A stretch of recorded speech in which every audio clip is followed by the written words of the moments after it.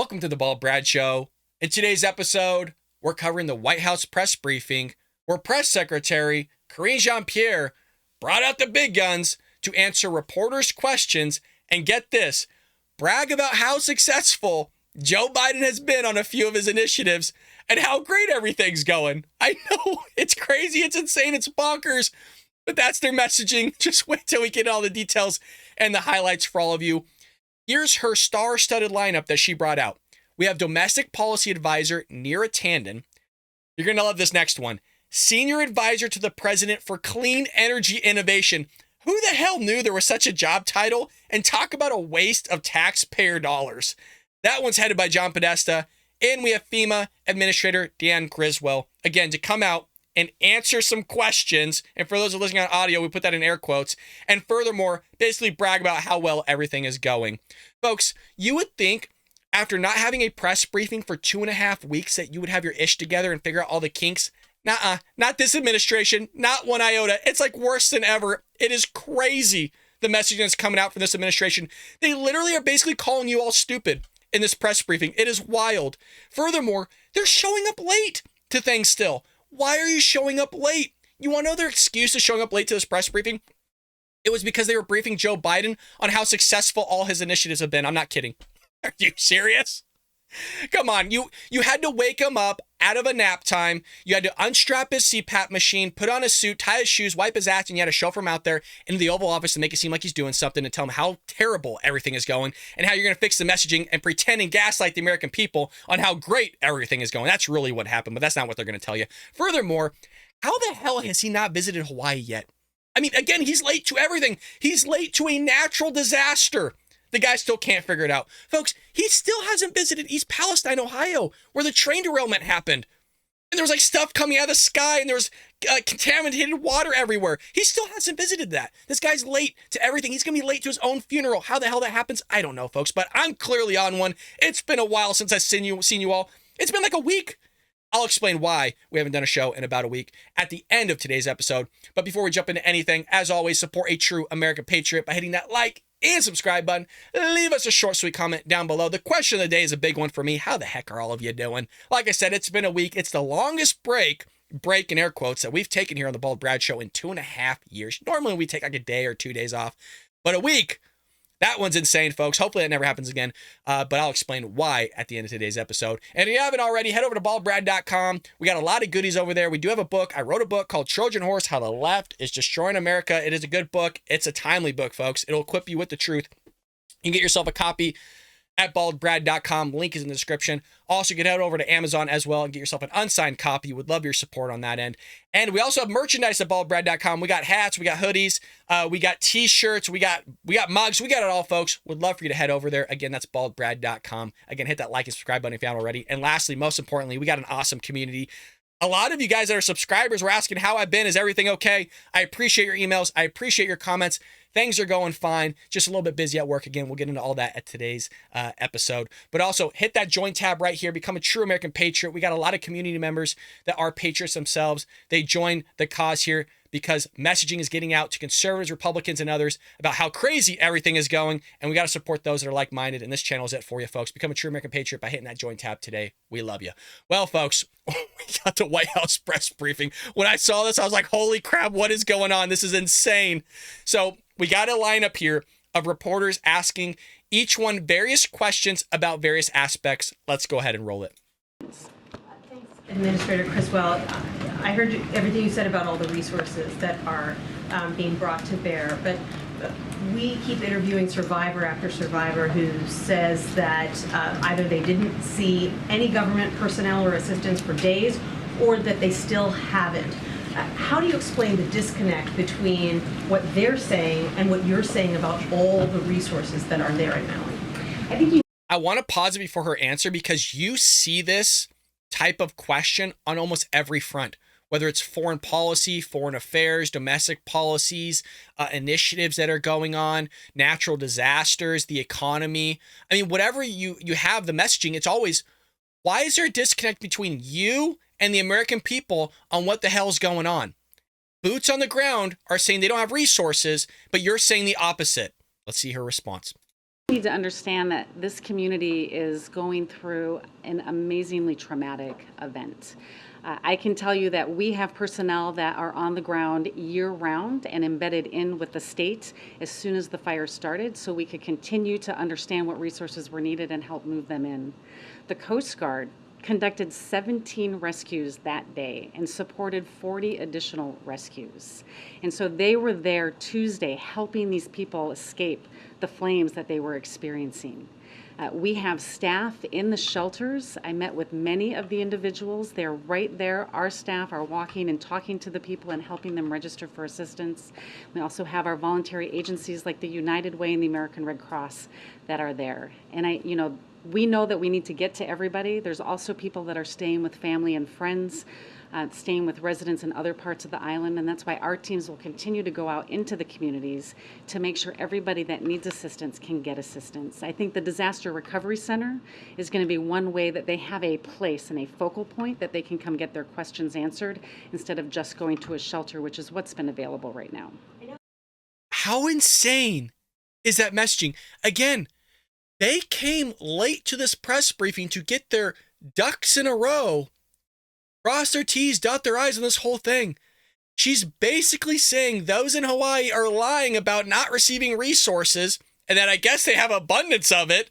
And furthermore, she's basically saying, yeah, no, what you're saying is wrong. And what you're saying is because you're traumatized from the whole event. That's basically what she's saying. This is an insane girlfriend at the end of the day that's telling you one thing, and you're like, I'm seeing something totally different. And she's basically gaslighting you and making it seem like you're making it all up. And then furthermore, she's going, you're just traumatized. Did something happen in your childhood? Did something happen recently? And you're about to lose your mind.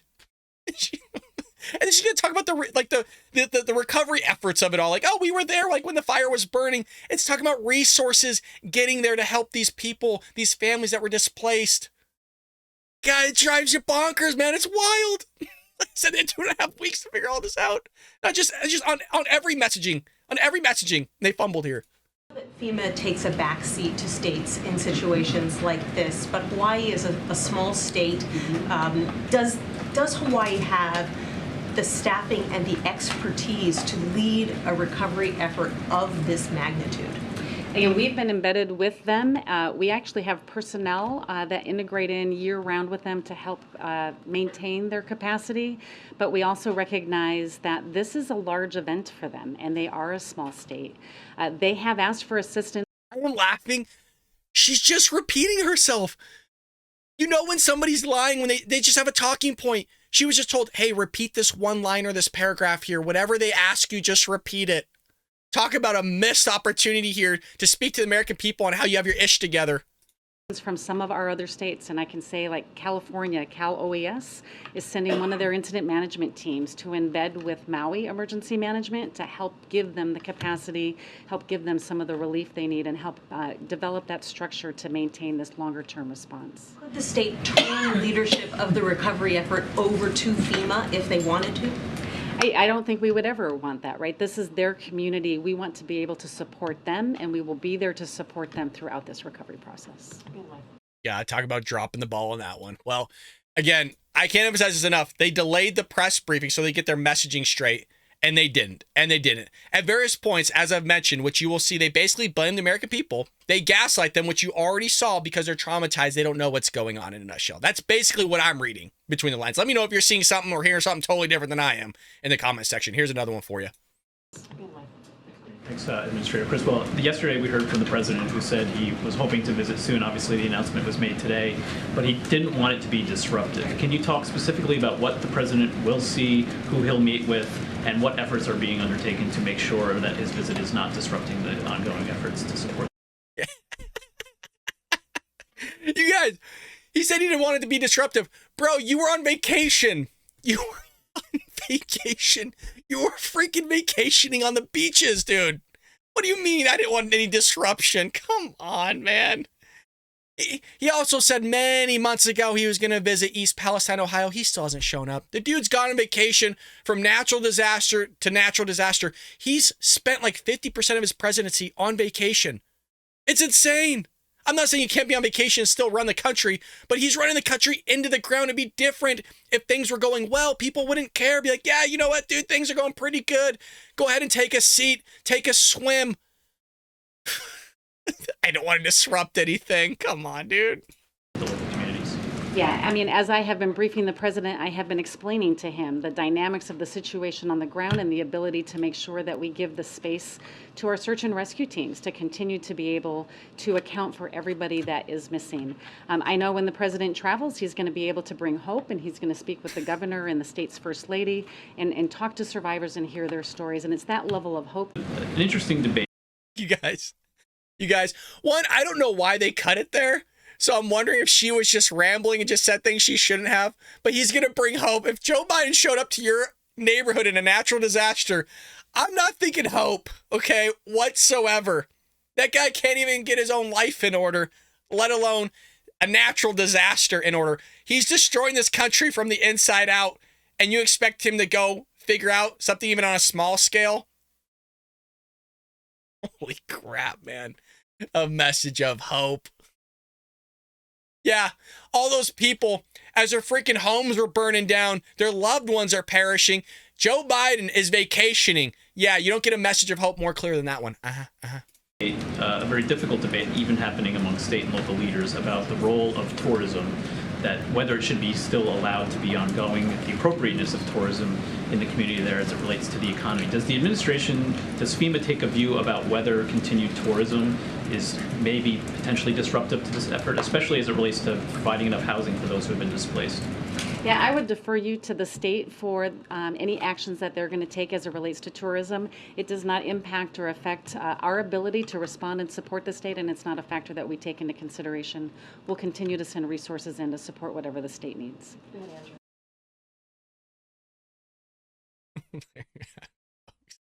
We're not done. We still have Karine Jean-Pierre and others coming up. So after she was done talking, meaning the administrator, I believe it was, of FEMA, we have Karine Jean-Pierre coming on the podium to talk about the Inflation Reduction Act. And this was just kind of the beginning. I just want to show this small little clip of what she had to say, because I don't know if she was trying to be funny or kind of witty, but it completely falls apart here. Let's roll it. Okay, let's move on. As you all know, today is the first anniversary of the Inflation Reduction Act. Most one-year-olds can barely walk, but this one is this one-year-old is up and running. I couldn't help myself. Sorry, up and running. So that's very excited. We're very excited about the Inflation Reduction Act and everything that it's doing. And with that, I have two guests with me, and as you know, it's cringy, man. It is cringy to see that. I have a feeling, like sometimes when you get something in your head, be like, man, this is going to stick, this is going to land. I feel like that was what she was thinking. It completely falls apart here. Not good. So here we have it. You got John Podesta on the right, and you got the, domestic lady on the left there. Let's go ahead and roll it. Then we'll take a couple from the back before we let these guys go. Thank you. John, this question is for you. Initially, the White House said the Inflation Reduction Act was about bringing down costs for families. A number of economists concluded that the inflation that has come down was not a direct result of the IRA. And meantime, we were told initially that the climate investments in this bill would cost somewhere around $385 billion. Now we've got new estimates putting that number at least $1.4 trillion, potentially, could go even higher because of the uncapped portions. I want to take another stab at Asma's question, because I think it's important going into 2024, where you've said yourselves that voters don't understand everything the president has done. Polls keep showing that people are broadly unhappy with the president's handling of inflation in particular. And the president has said he wished he didn't call this the Inflation Reduction Act. What should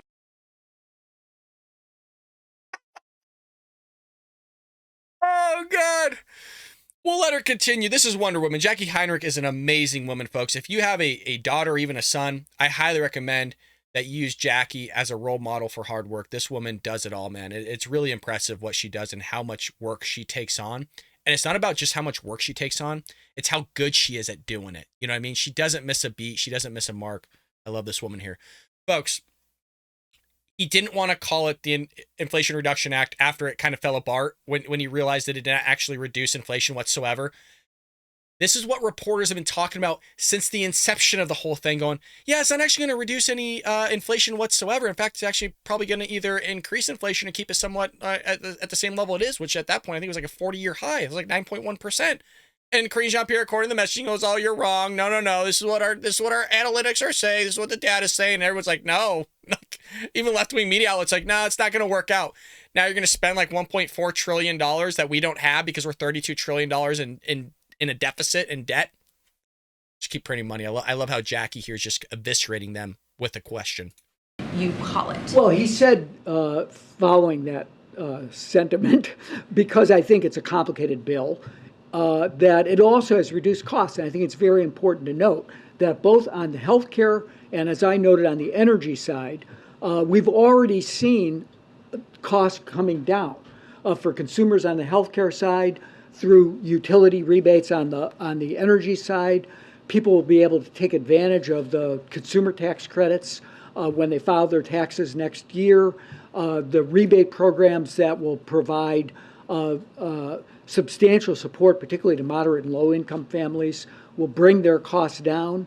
So I think that the statute is working as it's intended. With respect to the cost, that's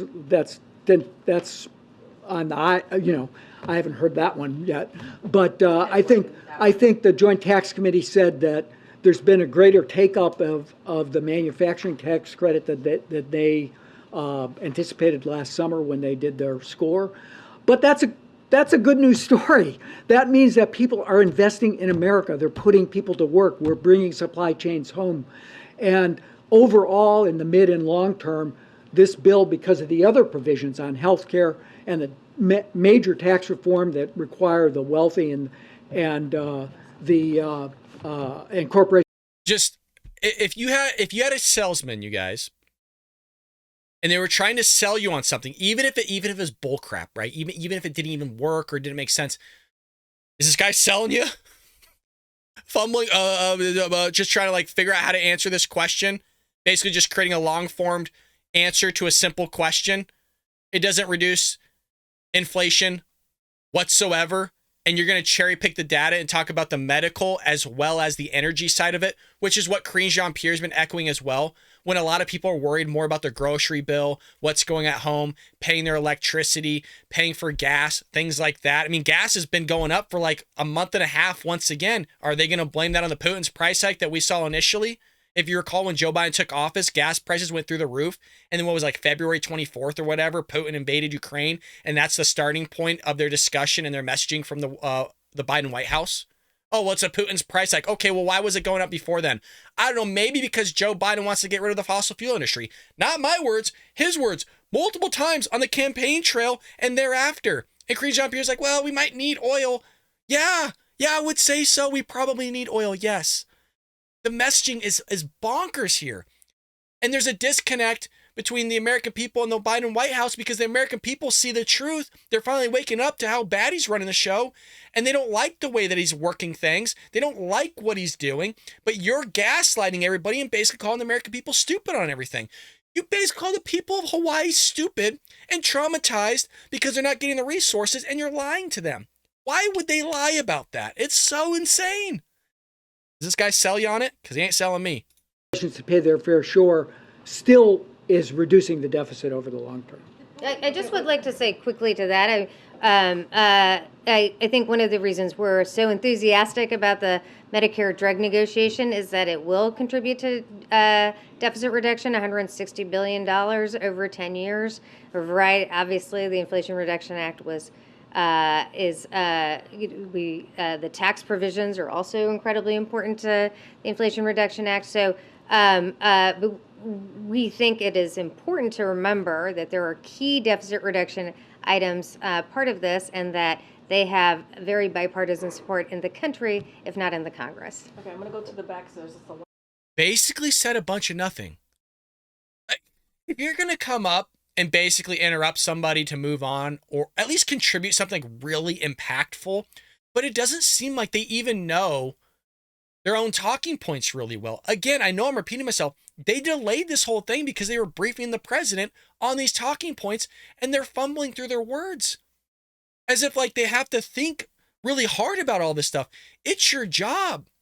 Like if somebody asked me about mathematics and what I'm teaching and what the school year looks like and the nitty gritty of it all, it's my job. I'm not going to be going, oh, well, well, I haven't heard that one before. Well, but you know what I mean? Like there's not much rambling in your voice because you're just telling the truth. You're just telling what your job is and what you're doing and how to fix it. They don't know anything. Why? Because they're lying. They're lying, folks. This last messaging here, you're going to love. And the question, you're going to even love more. Let's go ahead and roll it.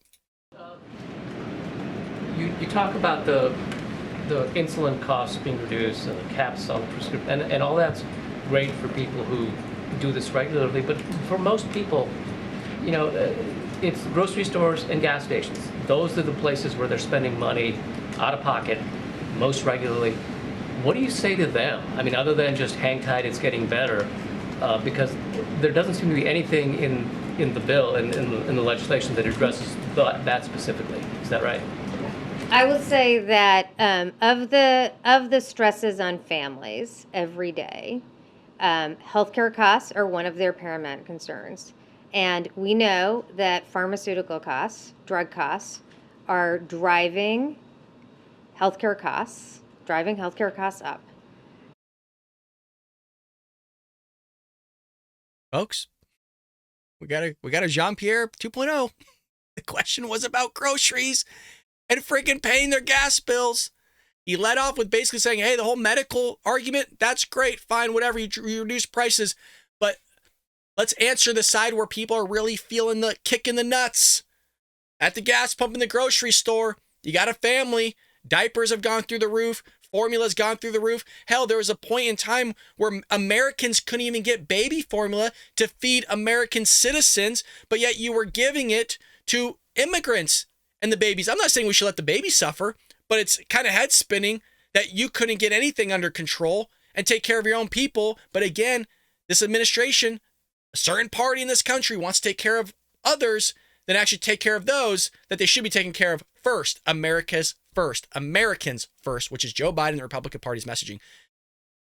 Just completely dodges it here. Talk about Medicare, medical, and all this other stuff. The question was again about groceries and gas prices. And I'd say prescription drug costs are very resonant with the American people, and that is why prescription drug costs, addressing prescription drugs and lowering prescription drug costs is a key part of the Inflation Reduction Act. The President has fought very hard for these provisions. Many have tried and failed, and he succeeded in getting the Congress for the first time to ensure that we have Medicare drug negotiation. These prices are a big component of what people are experiencing every day in terms of high costs, and we can see from public polling why there is such a great demand. And despite pharma's attacks over the course of a year, the past Congress actually passed this legislation. Awesome. Thank you so much, guys. Thanks. Thank you. Karine Jean-Pierre couldn't get them off that podium quick enough. That star-studded cast was like terrible. That was some level D style acting there if I've ever seen it. Folks, they don't know their own messaging. They don't know their own talking points. It's as if they never even handled this job in the first place. They're not clear on it all. And then they can't fathom why there's a disconnect between all of us and them. We see what's going on. We go to the grocery store. We fill up every week. Like, we're getting hounded here. Gas prices where I am was like $5.40 or something like that. It was insane. I mean, we're almost talking $6 here. They can't seem to get anything under control here. You got inflation. Yeah, it's coming down, but you also have interest rates going up. I mean, they're going to spike it again. We're on like a seesaw right now. It could dip into anywhere. We're in a small recession right now, but you guys, it could, if they keep going at the rate that they're going, the Federal Reserve better get their bleep in check, because if they go too far, you're going to see it tip over real far. Things are going to go down south. I mean, look at what's happening in China's economy right now. China's going down the dumps. China is about to have an economic collapse, like a mega one. And if you think that's not going to affect us, boy, oh boy, you are wrong. China going down is going to affect us one way or another. The real estate market's going down. They're being idiots with their money. They're being idiots with their investments in the same way that we're being idiots with our money. We're being idiots with our investments. There's an opportunity here where things can go south really, really freaking quick. And I think it's just going to wallop us on the side of the head. I don't think we're ready for it. I don't think the Federal Reserve knows what the hell they're doing. I don't think the Biden administration knows what the hell they're doing. I think you agree with that one. Hell, we've seen what he's done in the last 2.5 years. Yeah, can you imagine 4 more years of this guy? Oh my gosh. The amount of money that you've lost just from your retirement alone is ridiculous. The fact, if you can keep like a 3.54% rate of return or interest on your like 401k or whatever, you're doing pretty good right now. Because a lot of people aren't getting that. A lot of people have lost thousands of dollars because of Biden and his handling of everything. But don't worry, you guys. He's going to bring a message of hope to the American people. Yeah. You know who said the same messaging? Hope? Barack Obama. Look what good that did. Well, that was the White House press briefing, folks. There was more to it, but I think those highlights really gave a synopsis of what that was like. Again, they had 2.5 weeks to get their messaging right on all of this. The Inflation Reduction Act, it's been a year, as you heard her. They still can't get the messaging right on it. Why? Because they're lying to all of you. They're gaslighting you, and that's the goal here. And that gaslighting is going to be ramped up when the 2024 stuff comes up here. Oh, it's going to be ramped up in the next year or so. The amount of lying that's going to come from this administration is going to be head spinning. Don't worry, we're going to be here to cover it all, folks. Which leads me into, well, why haven't you been here for a week, Brad? Well, folks, I started a new job. I'm at a new place of employment. I do like it there, but when you move into a new role of teaching, I'm teaching 3 different classes, I mean 3 different preps. I got to create all my notes. I got to grade everything. So it's been a lot for me to try to work every weekend and basically try to get ahead of it. If you know what I mean? Like, for example, if I'm teaching Unit 1 right now, I want to have like Unit 2 or 3 notes completed so I'm ahead of the game. And so I really needed to buckle down for a week and just continue to work. Mind you, I'm also taking college classes as well, graduate level classes on the side too. Furthermore, I'm reffing and I do this show as well. So like I said, I do a lot. And don't worry, I'm not like burnt out. A lot of you are like, hey, don't get burnt out. Don't get burned out. I love doing this, but as many of you know, this isn't like a money maker for me. I'm not like raking in the dough and everything like that. We do make a tiny bit of money here that goes back into, for example, I got to pay for the editing software. I got to pay for Photoshop to make the thumbnails. So when it's all said and done, we really don't make any money here on the Bald Brad Show. And I'm not complaining. That's not the reason why I'm saying that. It's just, I think a lot of people, again, think that we're just raking in the dough, like we're making money left and right. That's not what it is. What it's about, and really, I've always said this, it's about the community. It's about all of you getting together and making this what it is. It's the community that has people coming back. A lot of you know each other. You say hi to each other each morning or in the comment section. Hell, you write me emails, ask me how I'm doing. Guys, I'm doing great. I'm tired, of course. I've lost almost 15 pounds since I went on vacation the other time during the summer. So I'm stressed. Don't get me wrong, but it doesn't mean I'm not happy. It doesn't mean I'm not doing well. Sometimes stress is a good thing because that means you think of something and you value something as very important. I wish Joe Biden was a little bit more stressed about his job because he doesn't look like he's getting older one iota. I mean, the guy looks like he's already dead, but you know, that's for a whole nother joke, a whole nother conversation. But things are going well, folks. Hopefully we can get back into kind of the groove of things coming home. I have been working late too, so that's also another reason why I haven't been uploading. I've been working very, very late, so we just haven't had time. And I hope you guys are understanding of that. Thank you so much for your support and your love and your kindness. I know I put in the poll to maybe start a second channel for Supernatural Saturdays. We'll hold that off for now for some point into the future, just because I can barely keep up with doing this show. I love doing it. We're not going to stop doing it. Hell, why would we? 2024 is coming up, man. We can't have this guy back in office. Are you kidding me? Oh my God. I mean, the Democrats, they got to have somebody, dude. You guys, I mean, I'm not a big fan of RFK either. I think he's kind of gross. I think the family's kind of corrupt. But I mean, look, if you're going to say Biden's corrupt, trust me, the Kennedys are corrupt too, folks. Just do a little bit of research on the Kennedy family, okay? We can't have that. You're telling me there's not a single Democrat out there that you could put forward? They're like, oh, well, there's Gavin Newsom. The guy ran California into the ground. They're doing smash and grabs left and right. They're doing flash mobs where they have like 30, 40 people just ransacking stores. What do you mean? Look at the homelessness. Look at the crime. Gavin Newsom, what a freaking joke. They don't have any. I can't think of a single Democrat. Some of you are like, oh, RFK. No. RFK sucks. He's better than a lot of people. Don't get me wrong. But I mean, if you look at the lineup from the Republican Party that we got, dude, you got Trump, you got DeSantis, you got Vivek Ramaswamy, you got Nikki Haley, you got Tim Scott. I mean, those 5 right there is a solid lineup. Not to mention, if you keep going down the barrel, you got Ted Cruz. I would love Trey Gowdy to run. He's a former congressman, I think, of North Carolina or South Carolina. I can't remember which one. You got Jason Chaffetz, who I'd love to run at some point in his life. He's the previous congressman from Utah.